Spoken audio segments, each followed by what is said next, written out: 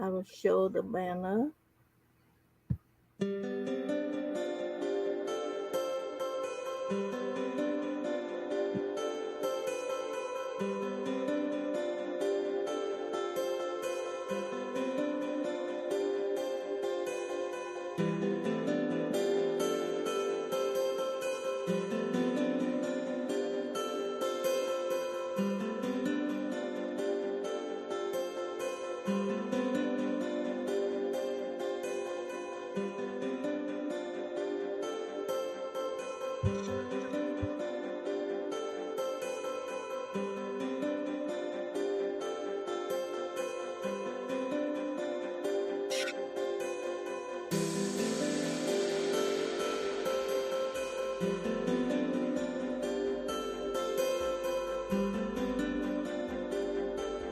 Okay, we are live.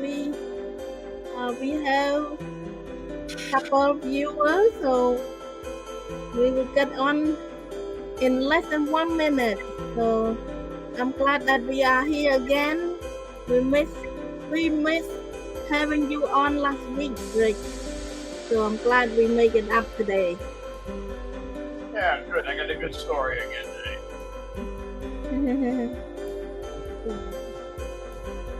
Let me turn off the music.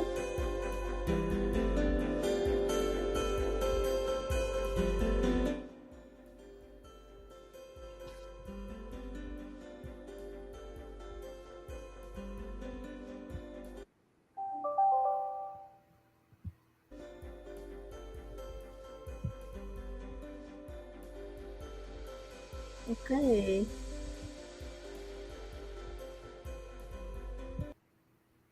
Awesome. We are live.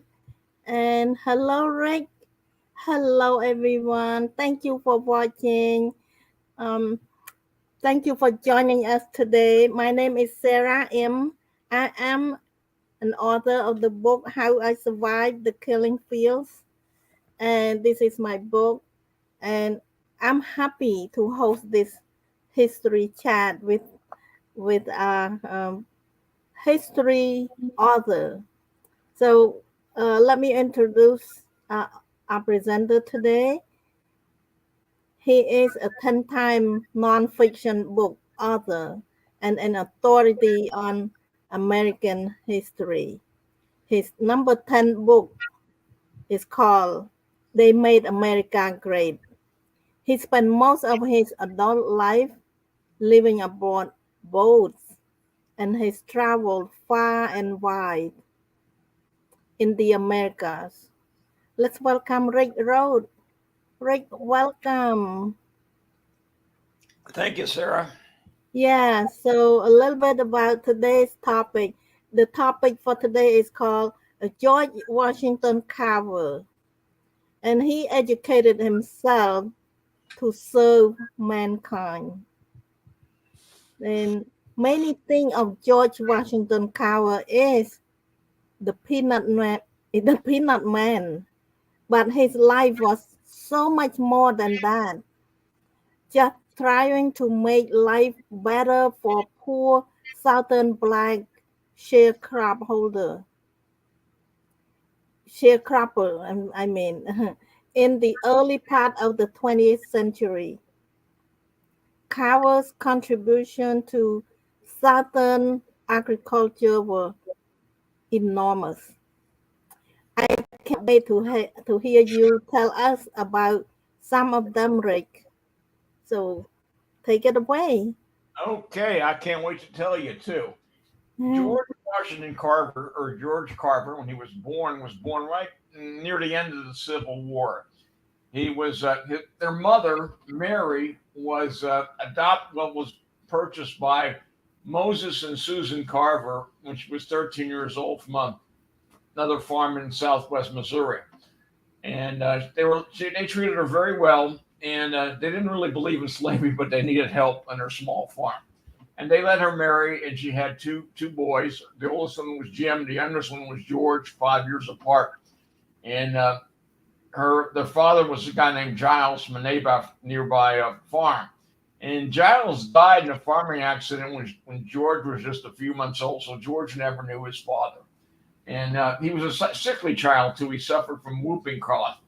And the Carvers were living in Missouri, and they were Union sympathizers, and they were often the targets of, what's the word, bushwhackers from Arkansas. One time they got hold of George, or Moses, excuse me. He strung him up by his fingers, and they took all his money. And another time near the end of the Civil War, they kidnapped George and Jim's mother and asked for ransom. They didn't find Jim, but they took the infant George. And Moses Carver went after them, paid their ransom, and they never returned Mary. So the young boys never saw their mother again, and they returned the sickly infant George Carver. And so they never saw their child. And after the Civil War, when they were just infants, George was still an infant. The Carvers agreed to raise and the boys them as their own children and help out on the farm. And George, being rather sickly, was given some really easy tasks to work around the house, do laundry, and work in the kitchen and in a small garden, while Jim did the harder work around the farm. And this left George with time to study nature, in farms and growing. And he looked at plants, more shade, more water, less water. And before long, in their town of Diamond, Missouri, George Carver became a guru on plants, sun versus shade. And he was known as the plant doctor. And his aunt, let's call him Aunt Mary, encouraged this. And before long, George Carver excelled his aunt. There's technically a surrogate mother, and he learned a lot on his own and did a lot more. And even his surrogate father, Moses Carver, actually helped George. But Moses was kind of a free thinker, and he didn't have an aversion to organized religion. But nonetheless, the Carver boys, they did go to non-denominational service with Mary Carver. And when George was about 12, he said goodbye. The Civil War was about 11, 10 years over. And he said, I'm going on my own looking for more education because I want to learn more, and I can't do it here. So he went on his own, left him, said friendly goodbye, and went on his way looking for schooling. And he was one time a black couple nearby in Missouri, the Watkins, Mariah and Andrew, found him sleeping in their barn. And he was near a school and said, well, you can go to school there if you help us around the chores. So he stayed there for about a year.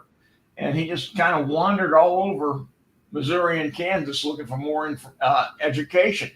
In Fort Scott, Kansas, at 14 years old, he saw his first public lynching of a black man. It kind of chilled him a bit. And he supported himself by cooking, washing, and doing all kinds of odd jobs. In one of those small towns he was wandering through, there was another man named George Carver. So our guy gave him the middle name of Washington. He was named himself George Washington Carver versus the regular George, no middle name Carver.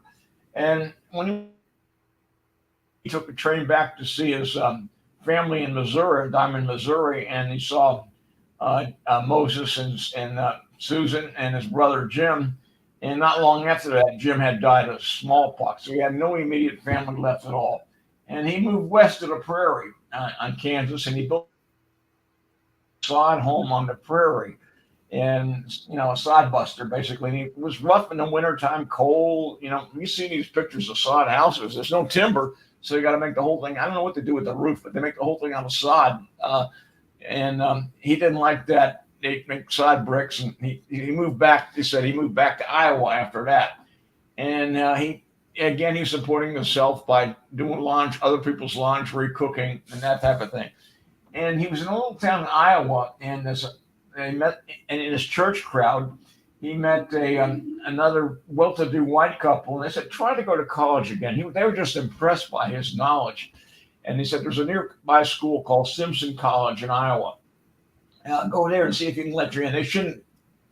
He tried to go to school in one college in Kansas, and they basically said, yeah, you can come. And then when he saw he was a black man, they said, no, you can't come here. He was very much hurt by that. That's when he moved west onto the prairie.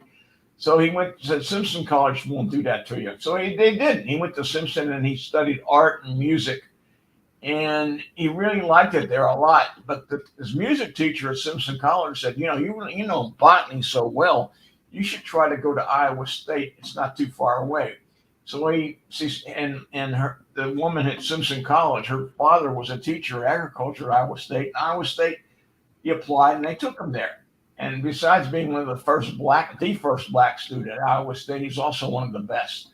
And he went on to study a master's degree, and he experimented, and he basically, we know plant hybrids today. We can thank George Washington Carver. He did that work at Iowa State. He learned how to breed two plants together, like the root stock of one with the growing stock or the green stock of another plant. And his reputation at Iowa State was really going and growing, and he was getting all kinds of offers to go to school. And Iowa State was very happy to keep him on the faculty. He was teaching classes at Iowa State. And an offer came from another school down south, Tuskegee Institute, to this day. And there's so many things come out of Tuskegee. I swear to God, the Tuskegee Airmen, the Commodores, the music group, there's so much. I mean, it's an amazing school. And was started by a guy named Booker T. Washington, who was a slave, a little bit older than Carver. And he realized that the black people down south have to get an education. It's the most important thing. So he wanted, and there was no good schooling for black folks. So he started Tuskegee in Tuskegee, Alabama in 1881.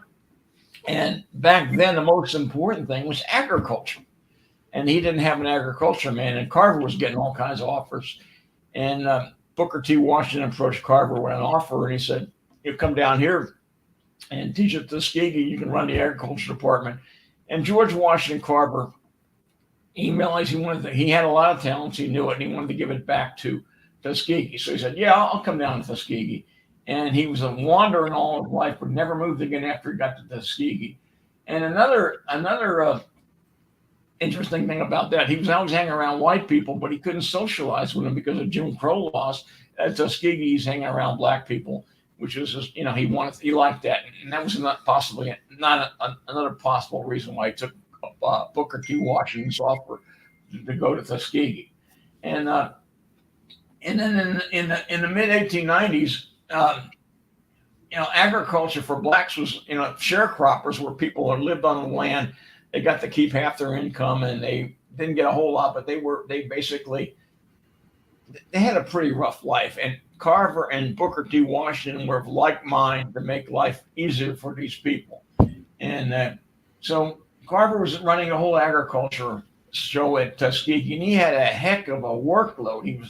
He was teaching. He had endless jobs of stocking a laboratory and managing 2 farms, honeybees, chickens, fruit trees, vegetables, also the veterinarian, all kinds of ag extension efforts in the area of Alabama, that part of Alabama. And Tuskegee did not get any federal money to help, or very little compared to what nearby Auburn University in Alabama got. So they had to do it all on their own, pull them themselves up with bootstraps. And they basically did. And with Carver and Booker T. Washington was very farsighted and knew what they had to do. Anyway, George Washington Carver loved teaching. That's what he really liked doing. That's what he was really good at. And he often joked with his students. He was very popular and very friendly, and he was non-threatening. And he was one of the best teachers there too. And he inspired the students with describing them the miracles found in nature and the sheer beauty of it all.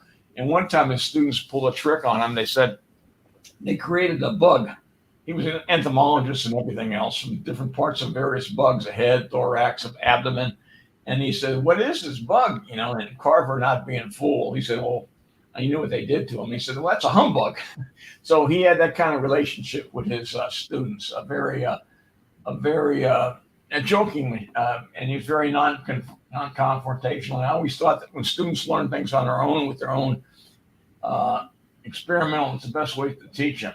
And he even lended money to students, and he taught Bible classes, and he just really liked doing that for students. Another part of his work at Tuskegee was extension, ag extension, which was outside the university, helping people in the area learn about it. And on his way to Tuskegee, he was shocked to look at I took a train, and all the land was planted in cotton. And you can see the poor condition of the soil, just from looking out the train window. And cotton is very rough. Cotton and tobacco are very rough on the soil, taking a lot of nutrients out of it. And he knew that the soil needed to replenish itself, and fertilizers was not a good answer for poor people. It's expensive, and it didn't do that great a job.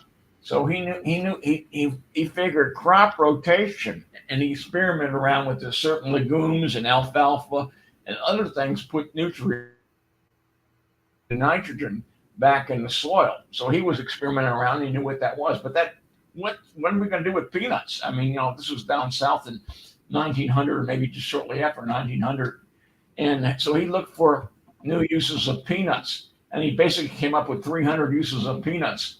Uh, some of them were with uh, food, and others were not. Wood stains and all kinds of things. So I think toothpaste and all that. Some of them doesn't sound too appetizing to me. Shampoo, but he found uses. He found industrial uses or personal uses for a lot of these products that were going down south. And that wasn't just peanuts either. It was sweet potatoes, lentils, and I think hogs took cornmeal, and they took a lot of that. And he said, "Well, why don't we feed them acorns?" And he had these bulletins where he talked about the how to. He even had a recipe for people in the piece. So it was really good that he did a lot of different stuff. It's called Carver's Experimental Ag Bulletins. He gave it out. This was part of an extension program. So he did a lot of stuff in Alabama, which basically bled over to Mississippi and Arkansas and like to help people, poor people, poor sharecroppers mostly, but people that weren't sharecroppers understood some of this was a good idea. He's known for his work with peanuts, though, groundbreaking work with peanuts. There's so many inedible uses for peanuts: insulation, facial powder, shaving cream, shampoo, soap, medicines, shoe polish, and wood stains. Not to mention, many, many things. So he did a lot of that stuff, and then and he testified before Congress in 1921. I think it was the House Ways and Means Committee. He all of a sudden peanuts was nothing before Carver. He was known as the Peanut Man, but he did he found he integrated vertical and horizontal integration of farming for sharecroppers. He was able to do that, and he did all kinds of good stuff there. And there were a lot of, come World War One, there were a lot of shortages, and he found a way to basically make preserve foods. He was preserving foods from and making bread from sweet potatoes and doing all kinds of things. He showed farmers preserving methods, and he enriched the lives of countless and countless, especially poor black sharecroppers in Alabama and nearby Mississippi. He turned down a six-figure job from Thomas Edison to stay there in Tuskegee. Like I said, he moved around a lot before Tuskegee, but after Tuskegee, he stayed there the rest of his life. He's considered the father of finding industrial uses for plant products. And he used to take walks in the morning outside of Tuskegee, and he by himself. And I said, I hear God best and learn His plan by taking a walk. Nature in its varied forms are little windows through which God permits me to commune with Him. So he was a religious man. He put it all together. If you like God and nature, he's your man. And he labored not for fame or riches, but rather for a quest of knowledge to help ordinary folks. He believed that service to mankind represented success more than patents or riches. He never did finish patents because he figured they were too time consuming. Other people took his patents and went forward. He even said, I am a finisher. I am a blazer of trails. Others must take up various paths of truth and carry them on. Education is the key to unlock the golden door of freedom. And nothing is more beautiful than the loveliness of the woods at sunrise. And I can attest to that. And he said, someday I will have to leave this world. And when that day comes, I want to feel like my life has been some service to my fellow man. Wow, it sure has been. And on his tombstone, he said he could have added fortune or fame, but caring for neither, he found happiness and honor in being helpful to the world. And sure as heck was. He was the first, agriculture guy that really was really thoughtful, and he helped a lot of people. So that's it on George Washington Carver, just a wonderful human being. And he passed away in 1943, something like that. I can entertain questions from you or the audience. Yes, I have some question for you, and then I will show his picture later. So, Okay. yeah, tell us more about George Washington Carver's early life tied in with his later life. Well, his early life was kind of rough, and he wandered around from place to place and didn't really have a home. And all that wandering, saw house living and seeing some horrible things and seeing the prejudice even up north. And then once he found his home at Tuskegee, he didn't always get along with Booker T. Washington, but they were like minded on many issues. And so he became, once he got, I think he was about 24, 29, maybe when he went to Tuskegee. Once he was there for the rest of his life. So he was wandering early years, and then he stayed in one place the rest of his life. Hmm, one interesting. So, in 1921, George Washington Carver testified before the U.S. Congress. Tell us about that. Well, he got the peanut before that. He got the peanut industry off the ground in this country. There were people looked at peanuts like what's that? And then he was all kinds of. He did not invent peanut butter, by the way. That was done before him. There was all kinds of uses for peanuts, and then peanuts started coming in uh, imported, and they were hurting the peanut industry. So he testified that in those days was the House Ways and Means Committee that listened to him, and some of the guys were like, "Who's this man going to tell us anything about peanuts? He's congressman." And once they give him a few minutes, and he's a very folksy guy, very, and he talked about it, and he convinced them that okay, there is a major industry here down south that he basically created the peanut industry, and he testified before Congress, and it started out roughly because they were kind of prejudiced, but then he realized this guy really knows what he's talking about peanuts, and it was a very fruitful investigation, and they did slap a tariff on foreign peanuts in the 1920s. Hmm. This testimony. Oh, okay. Wonderful. So, George Washington Carver saw God's grand plan in nature. Tell us more about that. Well, he did, and that's that's kind of it. He used to take walks in the morning, and he was the first ecologist, the first recycler before those things were popular.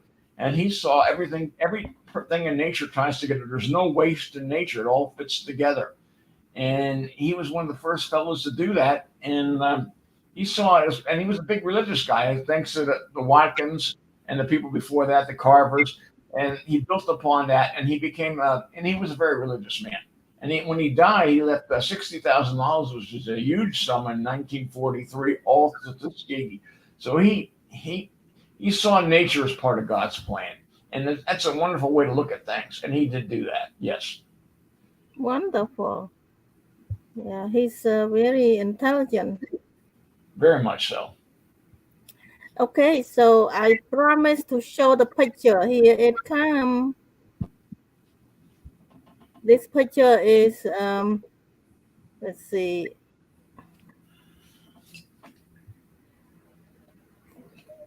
what is we call it, Yeah, it's from the Library of Congress. It's in my yeah, book. yeah, yeah, by the Library of Congress. That was So, about 1940s. You know, kind of late in his life. okay, wow, wonderful. So, audience, if you have any question or any comment, feel free to put your comment and question. We can see you. We can Yeah, I've see got you. several books. This is one of them. The others I sent back to the library on Uh, plus my own. sure. Okay. We are see waiting to see any question, any comments. We appreciate you watching, and please tell other people to watch the replay. The replay will still in the same place as you are watching right now. So we appreciate your support and thank you. It's a good story. It's always an inspiring story from the past that have influence over our present. It does.